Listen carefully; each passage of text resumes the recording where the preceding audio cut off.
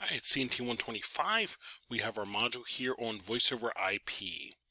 Now, to start off voice over IP, we need a little bit of history to understand kind of where we came from to know where we are now. So we're going to take a real quick walk through some landmarks in telephone or telephony history. If we go back to the 1860s, you have Elijah Gray. Elijah Gray worked on creating the telegraph. In 1867 was granted patent for the telegraph. This was huge because this now allowed messages to traverse basically town to town very quickly, and even as it gets relayed from town to town, you can have now communications from like the East Coast to the West Coast within like a day versus many weeks of people riding horseback or walking on foot to bring information. So the telegraph, here is the sending unit, receiving unit. We'll look at that more in a second. In conjunction with Morse code, could send letters. So with the series of dots and dashes, could send words spelled out. Fire on Main Street, and the word could now traverse from town to town very quickly. The sending unit here is literally just a set of contacts held apart by a spring. When those contacts are closed, the receiving unit over here on the other end would basically click shut. So as the sender is clicking the key, the receiving on the other end is clicking in conjunction with it because it basically completed the circuit. So the receiving unit in the next town would hear these dots and dashes, and they can transcribe them back into the words "fire on Main Street" or "bank was robbed," that sort of thing. And information could travel much quicker than by on foot or by horseback, if you will. So this is just reminding you that the sending unit in one town, the receiving unit in the next town. A lot of these telegraph wires were traveling next to railroad lines, those sorts of things, to get information from town to town very quickly. And then it could get relayed from this town to the next town to the next town. So, within this series of a few hours, a message could travel from great distances, which would have taken days on foot or horseback.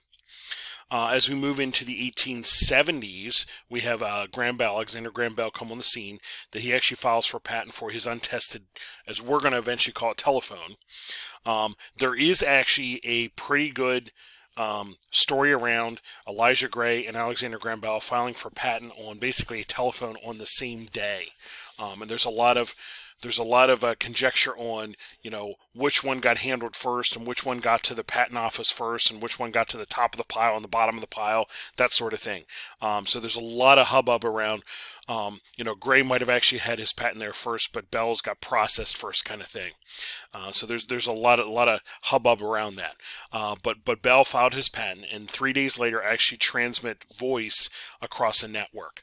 And that's the whole, hey, do you hear me kind of, do you hear me, the message that he sent from room to room. So numerous tweaks on the phone as we know it over the next handful of years, and Bell now founds or creates the Bell Telephone Company. And that's pretty significant because Bell Telephone Company became a monopoly when it was able to build the phone infrastructure out across the country. We'll touch on that in a second. Here is some of the company logos over the years, and just to prove to you how widespread it was, just a handful of years ago, I've taken pictures in various cities around the area here. Utility covers on the street, and if you look in the middle, you see a Bell telephone system, Bell telephone system. These are scattered around the country. I've even pointed them out to my daughters in New York City before. So it lets you know that this creation of the phone and then creation of this Bell Telephone Company, basically spread their network across the country, telephone lines, telephones, etc., over the course of 50, 100 years, and build out this infrastructure. It became a monopoly, but because it did, it was able to build this infrastructure out across the country, and there's still evidence of it. There's still fingerprints of it all over the country if you look for it. In the 1870s, we have Edison working on his own phone device, if you will, telephone device, if you will. 1876, Edison was hired by Western Union. A lot of us recognize Western Union today as a company that will wire money, transfer money for you. 1877, actually, in those days, Western Union was the big force with telegraph communications. Western Union was the big big proponent of telegraph communications. So in those days, Western Union was huge in that arena. 1876, Edison hired by Western Union. Edison goes on to create basically a really good microphone, and that actually becomes adapted or adopted into Graham Bell's telephone creation. So here's Edison's carbon transmitter, and it really is just a crushed up carbon in a little dish, if you will, and then there's wires that lay in there, and then a diaphragm on top. So you can almost think of it as a little like a lid with crushed up charcoal, crushed up carbon in, some wires in, and then a diaphragm over top. Well, the diaphragm over the top could be the equivalent of like a Pop-Tart wrapper, where it's strong enough, but it's very flexible, and as you were to talk at it, your voice waves, your airwaves moving through the air would compress and move that little membrane, that little diaphragm over top of the compressed carbon, and that is enough to create a little electrical signal, very faint, but electrical signal. And that's kind of the idea behind Edison's microphone, which gets adopted into telephones and used heavily for many, many, many, many years. So Edison basically contributed to the development of the telephone with that aspect. 1880s, we start having a whole bunch of exchanges and subscribers and miles of wires scattered across the country now. But these initial telephones were literally sold in pairs. And as you look, there's no buttons that we were used to now on them.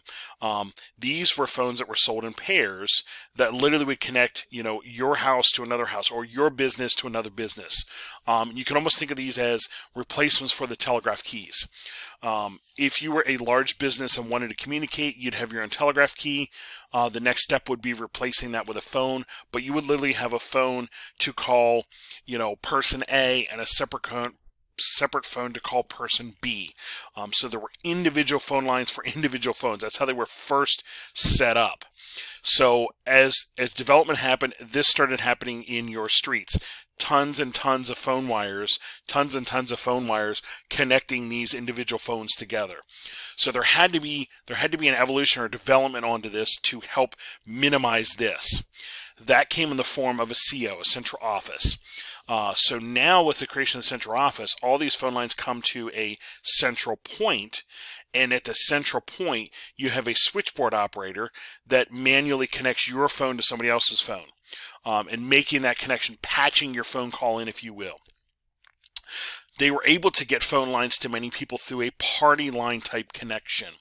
Party line connection, if we look here, is literally a phone line going into a neighborhood or a street, and everybody in that little area attaches to that line and shares that phone line. So if you were to put this in modern day thoughts, think about a neighborhood where you have a cul-de-sac, a dead end part of the neighborhood. All the 4 or 5 houses on that dead end would share a phone line.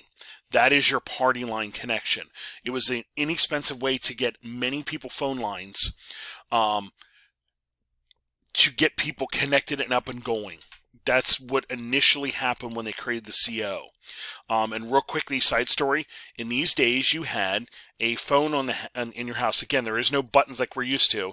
Literally a crank on the side that activates a generator, an electricity generator. As you crank that, as you pick up the this is your microphone you talk into. Here's your earpiece you listen to. As you crank the handle on the side, it generates electricity and literally rings a bell at the switchboard operator right here. And the switchboard operator plugs into you, and now they're going to power your phone. Okay, the switchboard, the CO now can power your phone, and will say, hey, how can I help you? And you say, hey, I want to call Bob over on Elm Street. It's like, okay, hold on. And they literally, using these cords, patch your phone to Bob's phone and make the connection for you to call them. And when they're done, they disconnect that connection and free it up for somebody else to use. So you have a manual switch here of connecting your phone to somebody else's phone, then disconnecting, connecting your phone to somebody else's, disconnecting. So the switchboard operator acted as the first, router, if you will, to route your phone call. Here are some switchboards from the 1870s into the early 1900s, showing these just massive panels of ports with somebody there making connections for you. Here's ones a little bit later into the 50s and 60s time frame. Literally people sitting there pulling your phone line out, plugging into somebody else's, and patching them together. So that is how, I'm going to go back here, that is how many people in a neighborhood could get phone and connection. Well, real quick, again, side story here, as a phone call would come into this neighborhood, it literally rings all the phones in all the houses. So how would you tell them apart? Well, for each house you had your own ring pattern. So maybe the first house here would be, bring, bring. And the next house would be 3 rings, bring, bring, bring. And the next house would be 4 rings, bring, bring, bring, bring. People would then hear the ring pattern and know that phone call is not for me, or that phone call is for me. I'm going to pick it up and listen and talk. That is how you would know those apart. As somebody was on a phone call, everybody else had to wait because it's a shared line. And you would often have people pick up and go, "Are you done yet?" "Yeah, I'll be done in just a minute." And then they hang back up.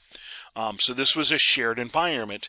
Again, an inexpensive way to get everybody in an area a phone line.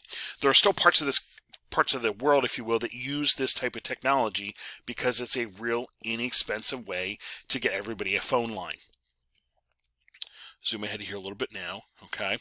Now, the switchboard operator, in many cases in those days, was a really good source of info.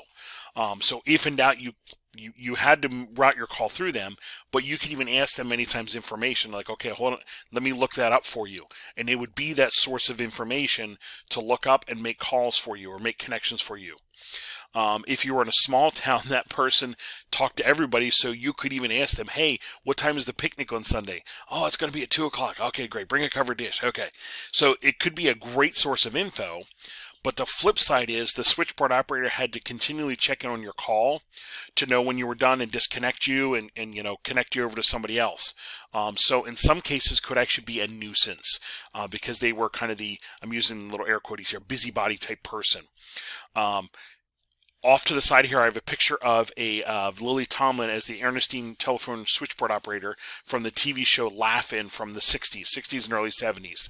The TV show Laugh-In actually paved the way for modern-day Saturday Night Live. So this was a comedy sketch in there, a running comedy sketch, where Lily Tomlin played the switchboard operator that was kind of that over-the-top nuisance.